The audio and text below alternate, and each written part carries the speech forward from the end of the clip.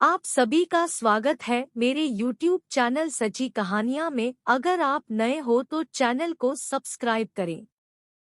हमारे यहाँ भूत प्रेत, जादू टोना, पिशाच ये सब बातें बहुत आम है।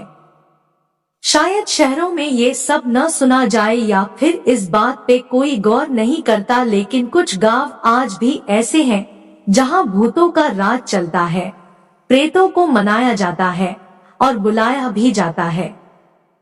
कुछ जगह पे तो भूतों का डेरा होता है, वहाँ आम इंसान का जाना मतलब कभी वापस न आने के बराबर हो जाता है। कुछ खंडहर और हवेली आज भी वीरान पड़े हुए हैं क्योंकि वहाँ भूतों का डेरा है, प्यासी आत्माओं का वास होता है वहाँ। ऐसी ही एक हवेली थी चंदनगढ़ में। खुनी हवेली के नाम से सब जानते थे। गांव में सबको पता था कि वहाँ भूतों का डेरा है, इसलिए वहाँ आसपास भी कोई नहीं जाता था। भेड़ बकरियां चराने वाले भी उसके पास नहीं भटकते थे। जानवर भी दुबक के भाग आते थे। इस हवेली में एक बहुत ही जालिम शिकारी रहता था। वो जानवरों का शिकार करते करते कभी इंसानों को भी मार देता और जानवरों ने शिकार की ऐसी खबर फैला देता। लोगों को जब ये बात पता चली तो सारे गांव वालों ने उसको मिलकर मौत के घाट उतार दिया। लेकिन बात यहाँ खत्म नहीं हुई। उस शिकारी की आत्मा उसी हवेली में वापस आई और उसकी खुद की तस्वीर में जाके छुप गई। जब उस शिकारी के हवेली के हिस्से मांगने वाले उसके रिश्तेदार वहां आए तो उस जालिम शिकारी की आत्मा ने सबको मौत के घाट उतारा और सबके कटे हुए सिर को बाहर रास्ते पे फेंक दिया ताकि सब लोग समझ जाए कि शिकारी अब लौट आया है। इस बात को कई साल बीत गए। अब तो वहां न कोई हवेली थी न कोई शिकारी। इतने साल बीत जाने के बाद सब कुछ तहस नहस हो गया था। बस कुछ पत्थर और टूटी हुई दीवारें उस हवेली की मौजूदगी बता रही थी। लेकिन गांव वालों का मानना है कि जिसकी कुंडली में वो योग होता है वो हवेली उसको नजर आती है। बात कहाँ तक सही थी ये तो वो ही लोग जानते थे। हवेली अब तक न तो किसी को दिखी थी न वो डरावने शिकारी का खूनी भूत। अमावास की रात थी। बारिश भी बहुत जोरों की हो रही थी। शहर से कुछ लोग चंदनगढ़ के रास्ते शहर जा रहे थे। बारिश इतनी ज्यादा थी कि सामने का कुछ दिख नहीं रहा था। उनकी गाड़ी उस खुनी हवेली के सामने से गुजरी। सामने पूरा अंधेरा था। बिजली नहीं थी। बिजली जैसे ही आसमान में चमक रही थी वो हवेली और भी ज्यादा भयानक लग रही थी। एक बिजली जोर से कड़की। उसकी आवाज से गाड़ी में ब्रेक्स लग गया। ड्राइवर बोला, साहब वो सामने कोई घर दिख रहा है, वहां थोड़ी देर रुककर फिर सामने चलते हैं। वैसे भी बारिश बहुत ज्यादा है, मुझे गाड़ी चलाने में तकलीफ हो रही है और रास्ता भी नया है। कुछ और परेशानी न हो इसलिए यही रुक जाते हैं। सब राजी हो गए तो ड्राइवर ने गाड़ी उस हवेली की तरफ घुमाई। बहुत ही शानदार थी वो हवेली। गाड़ी में 3 लोग थे। गाड़ी से उतरकर सामने पार्किंग में खड़े हो गए थे कि हवेली का बड़ा सा दरवाजा खुल गया। अंदर धीमी सी रोशनी थी और ऊपर सीढ़ियों से एक बूढ़ा सा आदमी हाथ में लालटेन लिए उतर रहा था। उसको आते ही सागर ने पूछा, भैया क्या यहाँ हम थोड़ी देर रुक सकते हैं क्या? बारिश बहुत है और हम यहाँ नए हैं। उसने बिना कुछ बोले सिर्फ अपनी गर्दन हिलाकर हामी भरी। वो तीनों लोग अपना जरूरी सामान साथ में लेकर बाकी का गाड़ी में छोड़कर उसके साथ हवेली के अंदर चले गए। बहुत ही सुंदर हवेली थी, जैसे बाहर से वैसे अंदर से। दरवाजे के अंदर जाते ही सामने ही सीढ़ियों के पास एक बड़ी सी तस्वीर लगा रखी थी। बड़ी सी मुछे और हाथ में तलवार और एक हाथ में पुराने जमाने की बंदूक, जैसे कोई महाराजा। रहा नहीं गया तो सागर ने पूछ ही लिया, ये जो तस्वीर है कोई महाराजा है क्या? क्या ठाठ से खड़े हैं? और बाबा क्या तुम यही हवेली में रहते हो और वो भी अकेले? वो बूढ़े ने सागर की आंखों में आंखें मिलाकर कहा, हाँ, ये इस हवेली का मालिक था। कई सालों पहले इसकी मौत हो चुकी है। मैं यहाँ देखभाल के लिए आता हूँ। आज बारिश की वजह से मैं भी जा नहीं पाया। सागर ने फिर से एक सवाल किया, वैसे मुझे ये बताओ, जब हम सब बाहर दरवाजे पर खड़े थे तो हमने देखा कि तुम सीढ़ियां उतर कर आ रहे थे, तो फिर ये दरवाजा किसने खोला? वो बूढ़ा जैसे चौंक गया, लेकिन उसने जवाब नहीं दिया। उसने कहा, चलो मैं तुम सबको कमरा दिखा देता हूँ। वो लोग सीढ़ी से जैसे सामने गए, ऐसे लगा कि कोई उन्हें देख रहा है।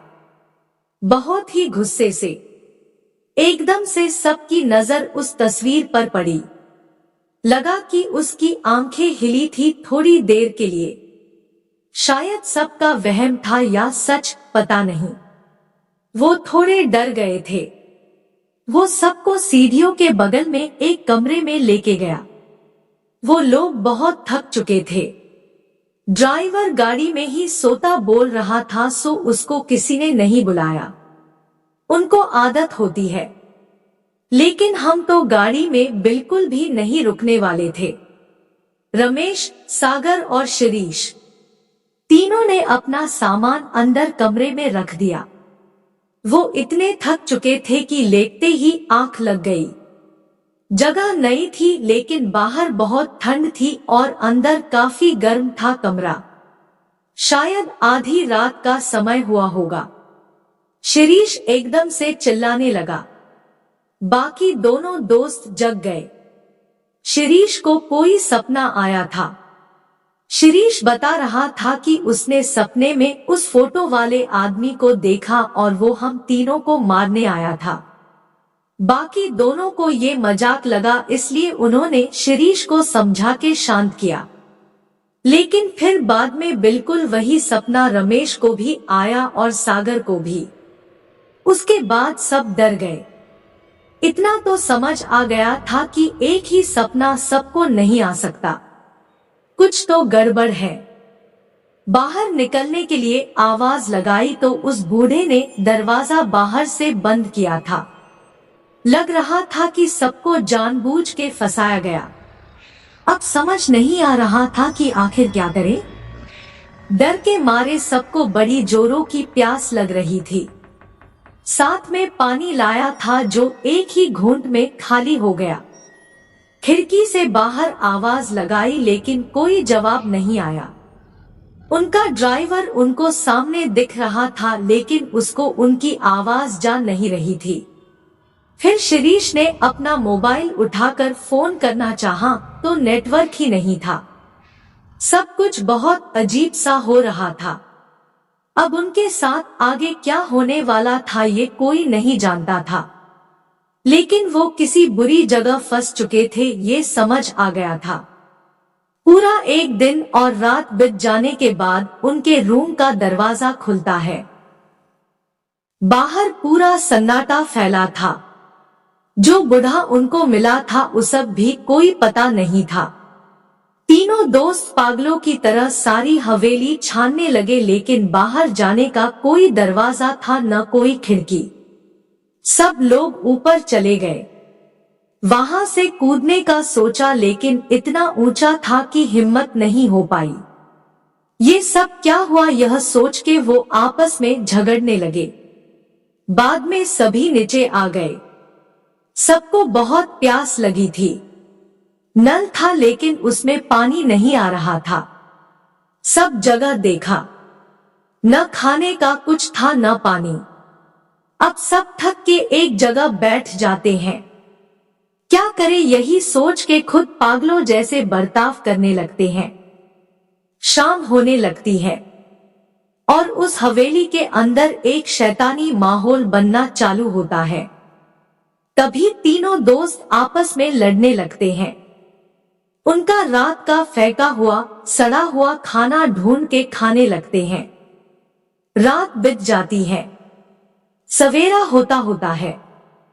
सवेरे सबको बहुत प्यास और भूख लगी होती है। सुबह फिर से सब लोग पानी को खोजते, लेकिन अचानक सागर का पैर सीढ़ियों से फिसलता है और उसका हाथ दीवार से टकरा के खून निकलना चालू होता है। खून देखते ही शिरीष और रमेश जैसे पागलों की तरह खून को चाटने लगते हैं। तभी सागर, अरे पागल हो गए हो क्या तुम? क्या कर रहे हो? जानवर हो क्या? सागर की बात का कोई ध्यान नहीं देता, लेकिन खून चाटने से उनकी प्यास कुछ थम सी गई। लेकिन अब भूख की वजह से जान निकल रही थी। रात हो चुकी थी। शिरीष और रमेश में न जाने शैतान समा गया था उनके अंदर। वो दोनों सागर पर टूट पड़े और उसको काटने लगे। खूनी खेल चालू हो गया था। शैतान ने उन दोनों को अपने वश में कर लिया था। उस शिकारी की आत्मा ने दोनों को सागर का शिकार करने का जैसे आदेश दे दिया था। वो उसको काट रहे थे और खून को पी रहे थे। सागर की जान बची ही कितनी थी। इतने दिन का भूखा दोनों से बच नहीं पाया। सागर की मौत हो गई। शिरीष और रमेश अब उसके पास बैठ के उसका मांस खाने लगे, जैसे कोई भेड़िया मरे हुए जानवर का मांस नोच रहा हो। वो मंजर बहुत ही डरावना दिख रहा था। खून पीना और मांस खाके वो दोनों आदमखोर बन चुके थे। अब दोनों को शांति की नींद आई। सुबह सारी हवेली में सड़े मांस की गंध फैल चुकी थी।